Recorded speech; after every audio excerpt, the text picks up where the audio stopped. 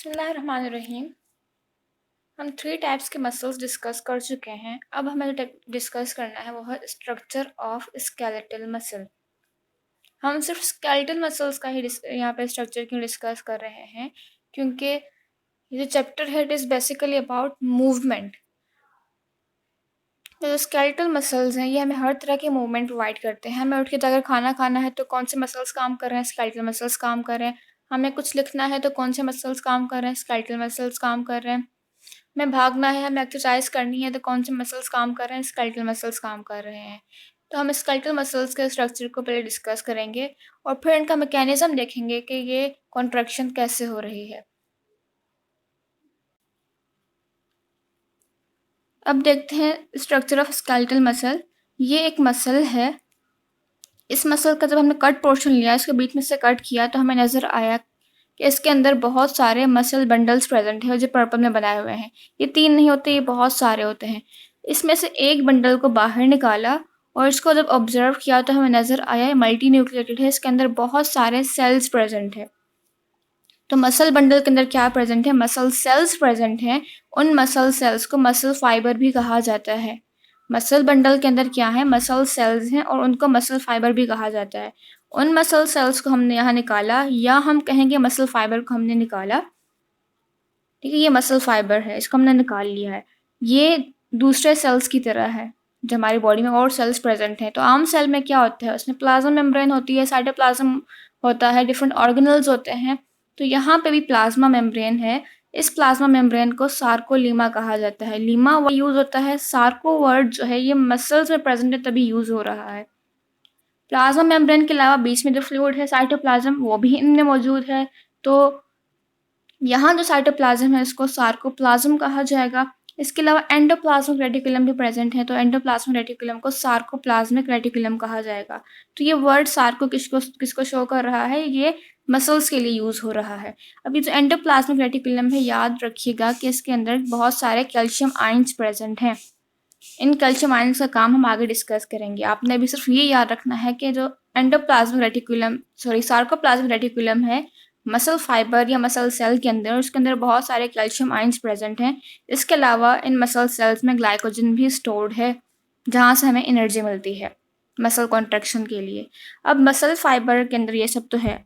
Muscle fibre को जब देखा गया तो इसके अंदर और थिन थ्रेड्स या पतले धागे मौजूद थे, जिनको नाम दिया गया मायोफाइब्रिल का। तो मायोफाइब्रिल को निकाल के ऑब्जर्व किया गया। मायोफाइब्रिल में डार्क और लाइट बैंड्स नजर आए, जो हम स्ट्राइएशन पढ़ के आए हैं। तो ये जो बैंड्स हैं डार्क और लाइट, इनको मायोफिलामेंट या माइक्रोफिलामेंट कहा जाता है। तो मसल्स हैं, मसल के अंदर बहुत सारे मसल बंडल्स प्रेजेंट हैं। उन मसल बंडल्स को खोल के देखा तो उसमें बहुत सारे सेल्स नजर आए, जिनको हमने नाम दिया मसल फाइबर या मसल सेल का। उन मसल सेल्स या फाइबर में थिन थ्रेड्स रखे थे, उन थ्रेड्स को कहा जाता है मायोफाइब्रिल। उनको जब हमने निकाल के ऑब्जर्व किया तो देखा कि उसके अंदर डार्क और लाइट बैंड्स प्रेजेंट हैं। उन बैंड्स को क्या नाम दिया गया, मायोफिलामेंट या माइक्रोफिलामेंट का नाम दिया गया। और जो मसल सेल या फाइबर है उसमें क्या क्या प्रेजेंट है, उसमें प्लाज्मा मेम्ब्रेन प्रेजेंट है जिसको सार्कोलीमा कहेंगे, साइटोप्लाज्म है जिसको सार्कोप्लाज्म कहेंगे, एंडोप्लाज्मिक रेटिकुलम है जिसको सार्कोप्लाज्मिक रेटिकुलम कहा जाएगा, जिसमें कैल्शियम आयंस स्टोर्ड हैं और ग्लाइकोजन भी मसल सेल्स में मौजूद है। ये जो मायोफिलामेंट्स है, ये मायोफिलामेंट्स 2 टाइप्स के हैं, एक हैं थिक फिलामेंट्स और दूसरे हैं थिन फिलामेंट्स। ये दोनों फिलामेंट्स ही प्रोटीन्स के बने हुए हैं। तो थिक फिलामेंट्स मायोसिन प्रोटीन से मिलकर बने हैं और जो थिन फिलामेंट्स हैं वो 3 तरह की प्रोटीन, एक्टिन, ट्रोपोनिन और ट्रोपोमायोसिन से मिलकर बने हैं। ये नाम आपने याद रखने हैं। मसल सेल में जो डार्क और लाइट बैंड्स नजर आ रहे थे हमें, स्ट्राइएशन नजर आ रही थी, वो स्ट्राइएशन क्यों थी, वो थिक और थिन फिलामेंट्स की वजह से थी। जो डार्क बैंड्स थे वो थिक फिलामेंट्स की वजह से थे और जो लाइट बैंड्स हैं वो थिन फिलामेंट्स की वजह से हैं। एक और पॉइंट याद रखिएगा एमसीक्यूज के लिए कि एक थिक फिलामेंट जो कि मायोसिन प्रोटीन का बना हुआ है, उसको 6 थिन फिलामेंट्स ने सराउंड किया होता है। ये बीच में एक थिक फिलामेंट है, इसको 6 एक्टिन फिलामेंट्स ने सराउंड किया होता है। ये डायग्राम आपको नजर आ रही होगी। इसमें आप देखें कि ये एक जो ब्लू से मैंने बनाया हुआ है, ये सारे थिन फिलामेंट्स हैं और जो ब्लैक से बनाए हुए मोटे से ये सारे थिक फिलामेंट्स हैं। जो थिन फिलामेंट्स हैं वो किससे बने थे? वो एक्टिन, ट्रोपोनिन और ट्रोपोमायोसिन प्रोटीन के बने हुए थे। जो थिक फिलामेंट्स थे वो मायोसिन प्रोटीन्स के बने हुए थे। तो जो थिन फिलामेंट्स हैं ये सारे, वो एरिया जिसमें सारे थिन फिलामेंट्स प्रेजेंट है उसको आई बैंड कहा जाता है। और वो एरिया जिसमें थिक फिलामेंट्स प्रेजेंट हैं पूरे के पूरे ये, और ये एरिया जिसमें पूरा थिक फिलामेंट रखा हुआ है, इस रीजन को ए बैंड कहा जाता है। अब देखें ए बैंड में थिक फिलामेंट तो पूरा प्रेजेंट है, लेकिन इसमें कुछ कुछ पोर्शन किसका आ रहा है? थिन फिलामेंट का भी आ रहा है। आपको यहाँ पे भी नजर आ रहा होगा थिन फिलामेंट का भी कुछ एरिया जो है थिक फिलामेंट के एरिया यानी ए बैंड में आ रहा है। तो ए बैंड का वो पार्ट जिसमें सिर्फ थिक फिलामेंट्स आ रहे हों, थिन फिलामेंट्स नहीं आ रहे, उसको एच जोन या एच बैंड कहा जाता है। ये पोर्शन देखें, इसमें सिर्फ थिक फिलामेंट्स प्रेजेंट है, कोई थिन का पार्ट नहीं आ रहा। तो ये क्या है? ये एच बैंड है। अब जो आई बैंड है, आई बैंड में आपको नजर आ रहा होगा इनके एंड में कुछ जिग जैग सी लाइन प्रेजेंट है। इस जिग जैग लाइन को जेड लाइन कहा जाता है। इसी तरह ये थिन फिलामेंट्स यहाँ एंड हुए हैं, यहाँ पे भी ये लाइन प्रेजेंट है जिसको हम जेड लाइन कह रहे हैं।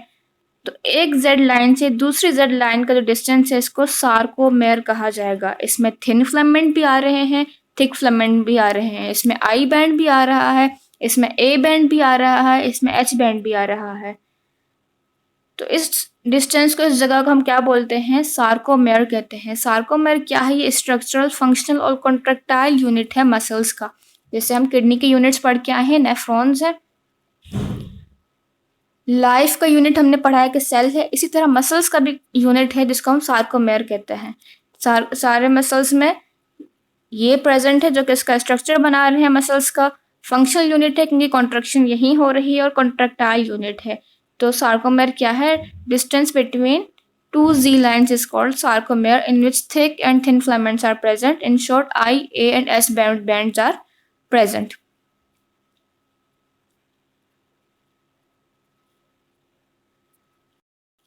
थिक और थिन फिलामेंट्स और आई, ए, एच बैंड्स के बाद अब हम देखेंगे कि जो थिक और थिन फिलामेंट्स हैं जो कि मायोसिन और एक्टिन प्रोटीन से बने हुए हैं, इनका स्ट्रक्चर कैसा है। तो सबसे पहले हम थिक फिलामेंट देखते हैं। जो थिक फिलामेंट हमने कहा कि वो मायोसिन प्रोटीन से बना हुआ है। तो मायोसिन प्रोटीन का स्ट्रक्चर कुछ ऐसा होता है।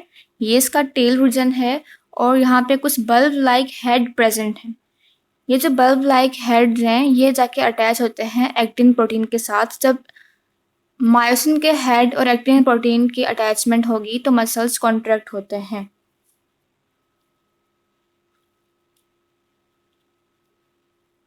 ये है थिन फिलामेंट का स्ट्रक्चर। हमने कहा था कि थिन फिलामेंट्स 3 तरह की प्रोटीन से मिलकर बनी है जिसमें एक्टिन, ट्रोपोनिन और ट्रोपोमायोसिन प्रेजेंट है।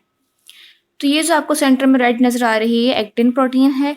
इस पे लिपटी हुई है ट्रोपोमायोसिन प्रोटीन, और ट्रोपोमायोसिन प्रोटीन के ऊपर अटैच्ड है ट्रोपोनिन प्रोटीन। तो ये तीनों प्रोटीन्स मिलकर क्या बनाती हैं? थिन फिलामेंट्स बनाती हैं, आई बैंड्स बनाती हैं।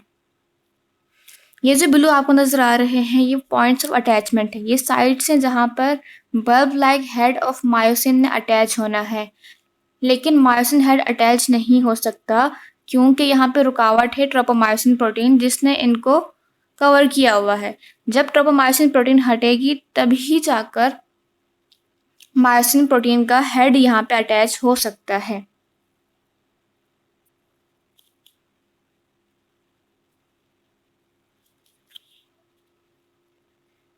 ये पहली डायग्राम देखें। इस पहली डायग्राम में क्या है कि जो ट्रोपोमायोसिन प्रोटीन है रेड कलर में इस बार मैंने बनाई हुई है, इसने कम्प्लीटली नेगेटिव साइड्स को, वो जो साइड्स यहाँ पे हेड मायोसिन के अटैच करना है, ब्लॉक किया हुआ है।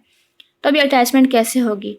आपको याद हो तो मैंने आपको मसल फाइबर या मसल सेल में अभी कुछ देर पहले बताया था कि वहाँ पे सार्कोप्लाज्मिक रेटिकुलम प्रेजेंट है जहाँ पे कैल्शियम स्टोर्ड है।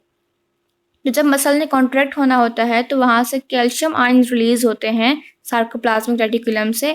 वो कैल्शियम आयंस आकर इस ट्रोपोनिन मॉलिक्यूल प्रोटीन से बाइंड कर जाएंगे। जैसे ही ट्रोपोनिन प्रोटीन से कैल्शियम आयंस बाइंड होंगे तो ट्रोपोमायोसिन पलट कर दूसरी साइड पे शिफ्ट हो जाएगी और इन साइड्स को खाली कर देगी। तो ये साइड्स अब खाली हो चुकी हैं। इन साइड्स के साथ अब मायोसिन प्रोटीन के हेड अटैच होंगे और as a result muscle contract होगा। मैं दोबारा स्ट्रक्चर पर बता देती हूँ कि ये जो है ये थिक फिलामेंट है जो कि मायोसिन प्रोटीन से मिलकर बने हैं। मायोसिन प्रोटीन में ये बल्ब लाइक हेड्स प्रेजेंट हैं जो कि एक्टिन पे कुछ साइड से वहाँ तक अटैच होते हैं। एक्टिन थिन फिलामेंट की बात करें तो वो 3 प्रोटीन से बना है। ये जो ब्लैक नज़र आ रहा है ये एक्टिन प्रोटीन है। इसके ऊपर ट्रोपोमायोसिन प्रोटीन प्रेजेंट है लिपटे हुए और उसी के ऊपर ट्रोपोनिन प्रोटीन भी मौजूद है। मसल कॉन्ट्रैक्शन के लिए ज़रूरी है कि यहाँ पे ये जो साइड्स हैं ये ओपन हो, एक्सपोज्ड हों। तो एक्सपोज करने के लिए इन साइट्स को सार्कोप्लाज्मिक रेटिकुलम से कैल्शियम आयंस रिलीज किए जाते हैं। वो कैल्शियम आयंस आकर इस ट्रोपोनिन से बाइंड करेंगे। जैसे ही ट्रोपोनिन से कैल्शियम आयंस आकर बाइंड करेंगे तो ये जो ट्रोपोमायोसिन प्रोटीन है ये पलट कर दूसरी साइड भी चली जाएगी और इन साइट्स को एक्सपोज कर देगी। अब ये साइट्स जो है खाली हैं, इनके साथ अब मायोसिन के हेड अटैच हो सकते हैं। जब मायोसिन के हेड अटैच होंगे तो मसल्स कॉन्ट्रैक्ट होंगे। अब स्लाइड्स में देखते हैं कि क्या लिखा है कि each skeleton muscle is a bundle of long and parallel closely packed thread like multinucleated cells called muscle fibres. जो स्केलेटन मसल्स हैं उनके अंदर लॉन्ग और पैरेलल बंडल्स प्रेजेंट हैं जिनको हमने मसल बंडल का नाम दिया। उन मसल बंडल्स के अंदर जब उनको ऑब्जर्व किया तो बहुत सारे मल्टीन्यूक्लिएटेड सेल्स प्रेजेंट थे। उन सेल्स को मसल फाइबर्स कहा जाता है। अब मसल फाइबर के स्ट्रक्चर की बात करें तो मसल फाइबर जो है या मसल सेल जो है इसके बाहर एक थिन इलास्टिक मेम्ब्रेन प्रेजेंट है which is similar to plasma membrane. इस मेम्ब्रेन को सार्कोलीमा कहते हैं। लीमा वर्ड जो है मेम्ब्रेन के लिए यूज़ होता है और सार्को इसलिए यूज़ कर रहे हैं क्योंकि ये मसल्स में प्रेजेंट है। इसी तरह इनसाइड द सार्कोलीमा उसके अंदर जो फ्लूइड प्रेजेंट है, जो साइटोप्लाज्म प्रेजेंट है, क्योंकि वो मसल्स में है तो इसको सार्कोप्लाज्म कहा जाएगा। इसी तरह हमने बात की थी जो एंडोप्लाज्मिक रेटिकुलम मसल्स में प्रेजेंट है, मसल सेल्स में मौजूद है, उसको सार्कोप्लाज्मिक रेटिकुलम कहा जाएगा जिसमें कैल्शियम आयंस प्रेजेंट है। अब वो जो मसल फाइबर्स हैं इसके अंदर जो है बहुत थिन और fine thread like structures present हैं। उन थिन थ्रेड्स को मायोफाइब्रिल्स कहते हैं। जब मायोफाइब्रिल्स को देखा गया तो उसमें कुछ बैंड्स नज़र आए। उन बैंड्स को हमने क्या नाम दिया? मायोफिलामेंट्स या माइक्रोफिलामेंट्स का। तो मायोफाइब्रिल्स कंटेन्स मायोफिलामेंट्स और माइक्रोफिलामेंट्स। ये जो माइक्रोफिलामेंट्स हैं ये 2 टाइप्स के हैं। एक को थिक फिलामेंट कहा जाता है और दूसरे को थिन फिलामेंट कहा जाता है।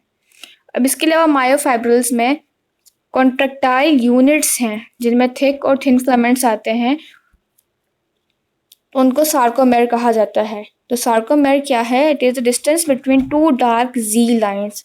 जी लाइन के दरमियान जो डिस्टेंस है उसको सार्कोमेर कहा जाएगा। अब जो थिक फिलामेंट्स हैं, थिक फिलामेंट्स कुछ प्रोटीन से मिलकर बने हैं, उस प्रोटीन को मायोसिन प्रोटीन कहा जाएगा। और जो थिन फिलामेंट्स हैं वो 3 तरह की प्रोटीन से मिलकर बने हैं जिनको एक्टिन, ट्रोपोनिन और ट्रोपोमायोसिन कहा जाता है। ये जो थिक फिलामेंट है या मायोसिन प्रोटीन है इसको सराउंड किया होता है 6 थिन एक्टिन फिलामेंट्स ने। अब जो सार्कोमेर है, सार्कोमेर में वो पार्ट जिसमें सिर्फ आई बैंड्स प्रेजेंट है, सार्कोमेर का वो पार्ट जिसमें थिन फिलामेंट्स प्रेजेंट है, उस रीजन को आई बैंड कहा जाता है और वो लाइट बैंड प्रोड्यूस करते हैं। जो लाइट बैंड है वो इन आई बैंड्स की वजह से जिसमें सिर्फ थिन फिलामेंट्स प्रेजेंट हैं। इसके बाद है ए बैंड्स। तो सार्कोमेर का वो पार्ट जिसमें थिक और थिन फिलामेंट्स पूरे प्रेजेंट हैं। थिक और थिन फिलामेंट्स प्रेजेंट है। थिक फिलामेंट पूरा और थोड़ा सा उसमें हिस्सा थिन फिलामेंट्स का आ रहा है, तो इस एरिया को हम ए बैंड कहते हैं। और ये क्या होता है? इट अपीयर्स डार्क, ये डार्क बैंड प्रोड्यूस करते हैं। फिर ए बैंड का वो पार्ट थिन का कोई भी पार्ट ना आ रहा हो, उस रीजन को एच बैंड कहा जाएगा। और ये है एक्टिन और थिक और थिन फिलामेंट के स्ट्रक्चर्स। ये थिक फिलामेंट है, ये मायोसिन की टेल है और ये मायोसिन के यहाँ पे हेड बने हुए हैं। इसी तरह ये थिन फिलामेंट है जिसमें एक्टिन प्रेजेंट है, उस पर लिपटा हुआ है ट्रोपोमायोसिन और ट्रोपोमायोसिन के ऊपर प्रेजेंट है ट्रोपोनिन।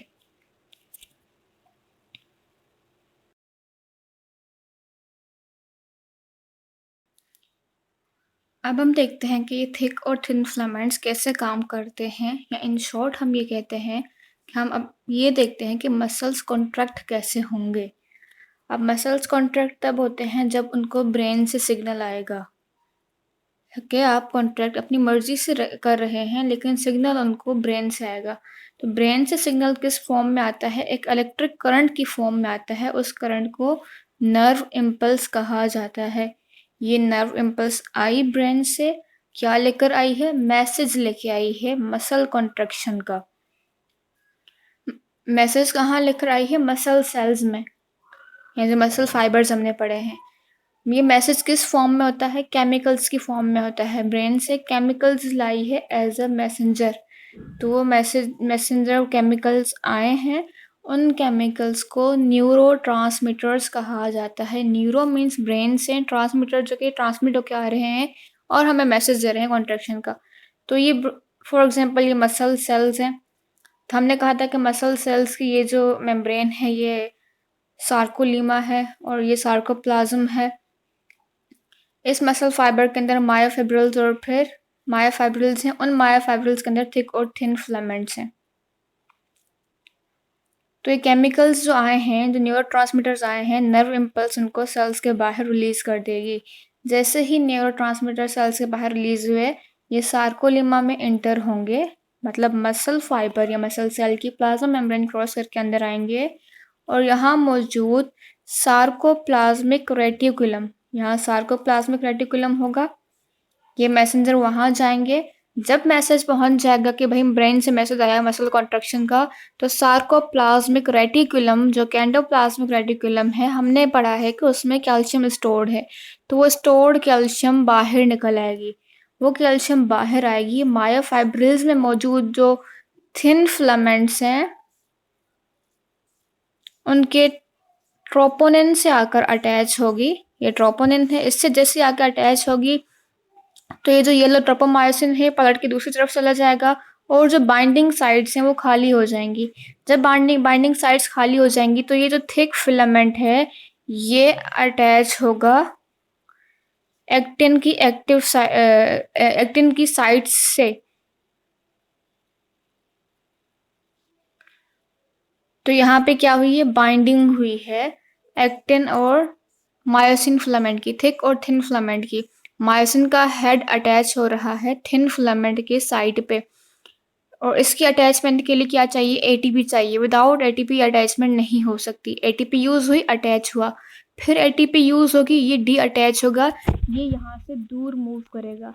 जैसे ही दूर मूव करेगा फिर झटके से दूसरा हेड दूसरी साइड पे इसको पकड़ लेगा थिन फिलामेंट को, फिर ये एटीपी यहाँ पे चाहिए हुई।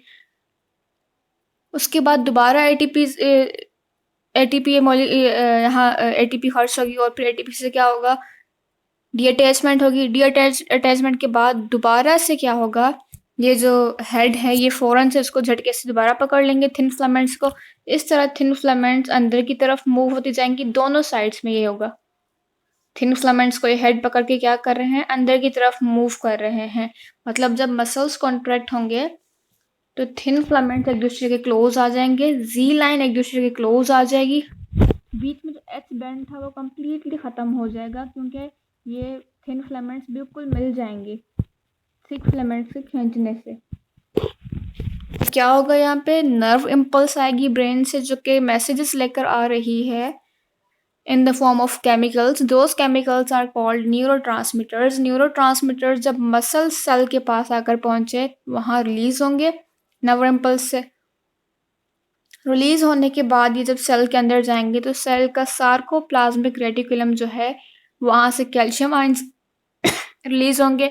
कैल्शियम आयंस जो है वो मायोफाइब्रिल के बाद थिन फिलामेंट्स में जाएंगे, उसके अंदर जो बैंड्स हैं लाइट बैंड में जाएंगे, वहाँ जाके ट्रोपोनिन से बाइंड कर जाएंगे। ट्रोपोमायोसिन जो है ये पलट के साइड्स को एक्सपोज कर देगी। जब बाइंडिंग साइड्स एक्सपोज हो जाएंगी तो थिक फिलामेंट्स के जो हेड हैं, बल्ब लाइक हेड, वो अटैच हो जाएंगी थिन फिलामेंट्स के साथ बाय यूजिंग एटीपी। उसके बाद दोबारा एटीपी यूज होगी और ये डी अटैचमेंट होगी, उस साइड को छोड़ेंगे, फिर फौरन झटके से दूसरी जगह से पकड़ लेंगे और इसे पकड़ के ये अंदर की तरफ थिन फिलामेंट्स को मूव करेंगे दोनों साइड से। थिन फिलामेंट्स दोनों से आ जाते हैं, बिल्कुल एक दूसरे के करीब आ जाते हैं जब मसल्स कॉन्ट्रैक्ट होते हैं। तो आइए हम देखते हैं कि इसके वर्किंग के लिए कौन से मॉडल्स दिए गए और ये काम कैसे होता है। मैकेनिज्म क्या है मसल कॉन्ट्रैक्शन का? कि जब भी कोई काम होता है तो मसल्स कॉन्ट्रैक्ट होते हैं। जब मसल्स कॉन्ट्रैक्ट होंगे तो वो शॉर्ट और थिक होते हैं। तो इसके लिए 2 थ्योरीज़ दी गई, असल में ये सेम ही है, लेकिन जो पहली थ्योरी है स्लाइडिंग फिलामेंट थ्योरी, जो कि एच हेक्सले और ए एफ हेक्सले और उनके कलीग्स ने सजेस्ट की थी। अकॉर्डिंग टू दिस थ्योरी के मसल्स कॉन्ट्रैक्ट कैसे करते हैं। अब जब ये थ्योरी दी गई थी तब थिक फिलामेंट्स या मायोसिन फिलामेंट्स जो हैं उनके हेड डिस्कवर नहीं हुए थे, जो बल्ब लाइक हेड्स हैं। तो अकॉर्डिंग टू दिस फिलामेंट जो थिक और थिन फिलामेंट्स हैं वो एक दूसरे की तरफ मूव करते हैं, बिल्कुल इसी तरह से कि जब हम अपने हाथों की एक हाथ की उंगलियों को दूसरे हाथ की उंगलियों की तरफ ले जाएं, स्लाइड करके ले जाएं। तो थिक और थिन फिलामेंट्स की इस तरह की स्लाइडिंग मूवमेंट होती है, ऐसा कहा गया स्लाइडिंग फिलामेंट थ्योरी में, जो कि 1954 में दी गई थी। The thin and thick filament of muscle fibres move together by sliding over each other. और ये स्लाइडिंग कैसी है, बिल्कुल सेम है कि अगर हम fingers of our hand between fingers of the other hand, एक हाथ की फिंगर्स को स्लाइड करके ले जाएं दूसरे हाथ की फिंगर्स पे, इस वजह से मसल्स कॉन्ट्रैक्ट होते हैं और शॉर्ट और थिक होते हैं। लेकिन जब बल्बस हेड का मतलब क्या है, bulb like heads of myosin filament discovered, इसके लिए थ्योरी दी गई। अब इस थ्योरी को क्रॉस ब्रिज थ्योरी कहते हैं, क्योंकि ये जो बल्ब लाइक हेड है ये जाके बाइंड होता है और क्या बनता है, क्रॉस ब्रिज बन रहा है। The bulbous head of thick myosin become attached to binding sites on the actin filaments। जो ये बल्बस हेड है, बल्ब लाइक हेड है, ये किससे अटैच होता है, active sites on thin filaments. तो एज अ रिजल्ट क्या बनता है, क्रॉस ब्रिज बन जाता है। और फिर ये जो थिक फिलामेंट्स हैं ये दोनों तरफ से थिन फिलामेंट्स को अंदर की तरफ पुल करते हैं towards centre of sarcomere, sarcomere के सेंटर में पुल करते हैं और मसल्स क्या होते हैं, कॉन्ट्रैक्ट होते हैं। तो क्या है क्रॉस ब्रिज थ्योरी, कि मायोसिन का हेड जो है वो बाइंड करेगा binding sites of active on actin filaments. जब बाइंडिंग होगी तो ये थिक फिलामेंट्स क्या करेंगे, एटीपी यूज करेंगे, फिर डी अटैच हो जाएंगे होंगे, एटीपी यूज करके दोबारा फिर झटके से दूसरी जगह से पकड़ लेंगे और पकड़ पकड़ के अलग अलग जगहों से थिन फिलामेंट्स को सेंटर की तरफ ले जाएंगे, अंदर की तरफ ले जाएंगे। तो दोनों थिन फिलामेंट्स दोनों साइड से बिल्कुल एक दूसरे के क्लोज हो जाएंगी और as a result muscles contract होते हैं। तो कंट्रोल ऑफ मसल कॉन्ट्रैक्शन, जो ये मसल कॉन्ट्रैक्शन हो रही है किस पे डिपेंड कर रही है, 3 फैक्टर्स पे डिपेंड कर रही है। कौन से हैं, नर्व इम्पल्स है, एनर्जी है और कैल्शियम आयंस है। मसल कॉन्ट्रैक्शन के लिए तीनों चाहिए, इन तीनों में से कोई एक भी नहीं होगा तो मसल कॉन्ट्रैक्शन नहीं होगी। तो nerve impulse, energy, calcium ions तीनों जरूरी हैं मसल कॉन्ट्रैक्शन के लिए, ये एमसीक्यूज में पूछा जाता है। सबसे पहले क्या है, nerve impulse, muscles are stimulated to contract by nerve impulse. Muscles को जब तक स्टिमुलस ब्रेन से नहीं मिलेगा, कॉन्ट्रैक्शन का मैसेज नहीं मिलेगा, तब तक ये कॉन्ट्रैक्ट नहीं होंगी। तो कौन सी जो नर्व्स हैं वो मैसेज लेकर आती हैं ब्रेन से, मोटर नर्व्स। ब्रेन से कौन सी नर्व्स निकल रही है, मोटर नर्व्स लेकर आ रही हैं, या हो सकता है ब्रेन से आए या स्पाइनल कोर्ड से भी आ सकती हैं। और ये मैसेज किस फॉर्म में होता है, केमिकल्स के फॉर्म में होता है। तो muscles are completely dependent upon nerve impulse. अगर वो नर्व इम्पल्स डैमेज हो गई तो मसल्स कॉन्ट्रैक्ट नहीं करेंगे उस जगह पे। फिर सेकंड चीज है एनर्जी, वो भी मसल कॉन्ट्रैक्शन के लिए जरूरी है। मसल कॉन्ट्रैक्शन के लिए एनर्जी कहाँ से आ रही है, मैंने आपको बताया था कि मसल सेल्स में ग्लाइकोजन स्टोर्ड है। ये ग्लाइकोजन कन्वर्ट होती है ग्लूकोज में, उसके बाद ये कन्वर्ट होती है क्रिएटिनिन फॉस्फेट। तो क्रिएटिनिन फॉस्फेट जो है फाइनली कन्वर्ट होता है एटीपी, और ये एटीपी यूज की जाती है मसल कॉन्ट्रैक्शन के लिए, अटैचमेंट और डी अटैचमेंट के लिए।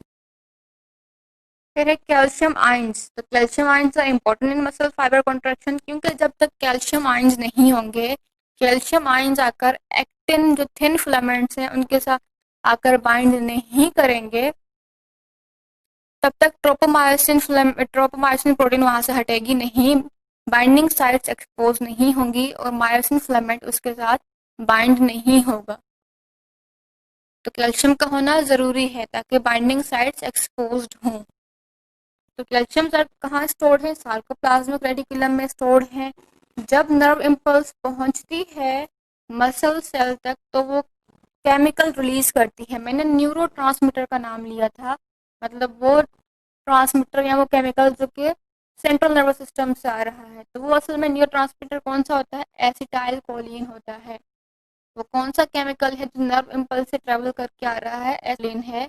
एसिटाइल कोलिन जो है जब पहुंचेगा मसल फाइबर में तो उससे बहुत सारे कैल्शियम आयंस रिलीज होंगे सार्कोप्लाज्मिक रेटिकुलम से, और वो कैल्शियम आयंस जाके बाइंड करेंगे थिन फिलामेंट में मौजूद ट्रोपोनिन मॉलिक्यूल से। ट्रोपोनिन से जैसे ही बाइंड कर जाएंगे तो जो थिन फिलामेंट्स, जो एक्टिन फिलामेंट्स में बाइंडिंग साइट्स हैं वो एक्सपोज हो जाएंगी, नजर आने लग जाएंगी। उन पे कोई अब बैरियर नहीं है, कोई रुकावट नहीं है, अब वो खाली है। तो क्या होगा? मायोसिन का हेड जाकर अटैच हो जाएगा। तो एज रिजल्ट क्या बना? क्रॉस ब्रिज बना between actin and myosin filament. तो याद रखिए, मसल जब कॉन्ट्रैक्ट होते हैं तो क्रॉस ब्रिज बनता है एक्टिन और मायोसिन फिलामेंट के दरमियान। जब मसल कॉन्ट्रैक्ट हो जाएगा तो नर्व इम्पल्स जो मैसेज लेकर आ रही है वो मैसेज स्टॉप हो जाएगा, कैल्शियम आयंस वापस सार्कोप्लाज्मिक रेटिकुलम में चले जाएंगे और मसल्स क्या हो जाएंगे? रिलैक्स्ड हो जाएंगे। This is how muscle contraction occurs.